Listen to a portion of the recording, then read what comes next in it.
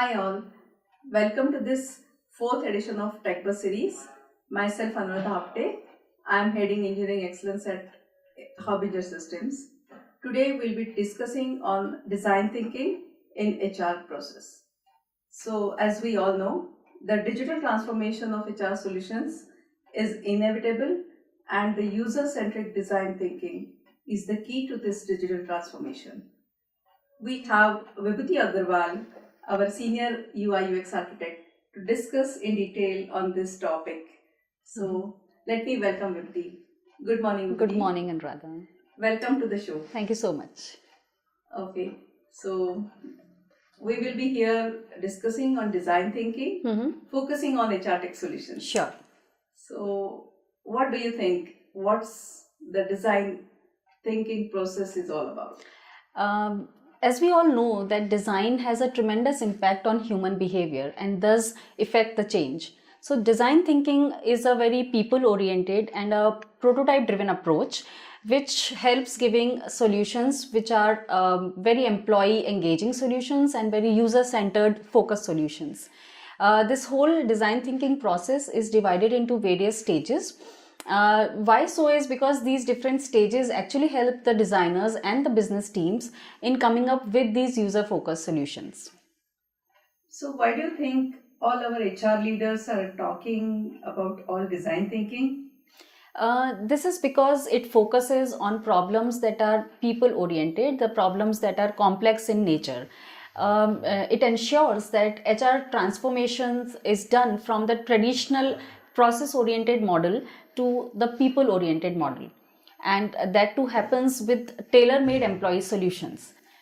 It also incredibly helps in driving the employee engagement.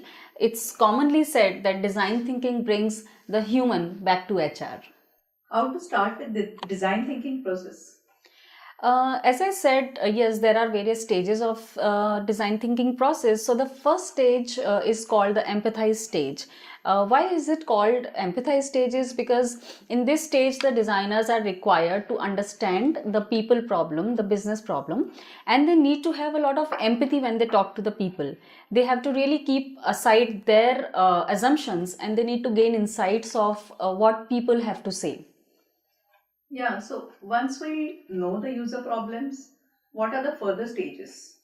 The next stage comes the define stage. So the inputs and information that we have gained from the first stage, they are analyzed and they are synthesized to find out what is the actual problem statement. Then comes the ideation stage, in which the designers are required to put together their ideas, establish the required solutions, and address the problems in a more human-centered way. So as you mentioned initially, the design thinking is a prototyping approach. What's the exact, is this now the stage we start with the prototyping? Yes, the prototype is the fourth stage which comes after the define and the ideation stage. In this stage, prototypes are created to investigate the solutions.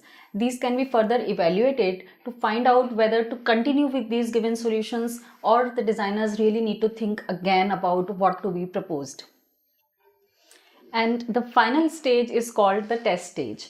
This is a stage where the complete solution is thoroughly tested. The goal here is to determine if the selected solutions do they truly stand up to the application in the real world. Yeah.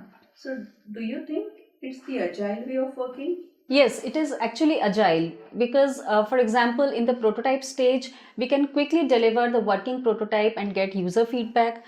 In the test stage, the results that are revealed from the test stage can be fed back to the ideate stage so that we really get to know whether those solutions are enough or do we need alternate solutions.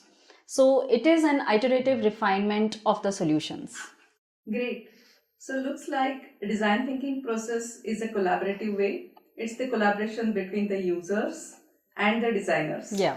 And it is surely going to help the user-centric approach. Yes, what do you think? Yeah, in fact, in essence, I feel that there are plenty of opportunities for the HR leaders to use these approaches and provide better user-centric experiences and solutions to their employees. That's so nice. Yeah. Thank you so much. You're uh, welcome. getting the insight of design thinking process. Thank you, viewers. If you have any more questions, please reach out to us. See you next time.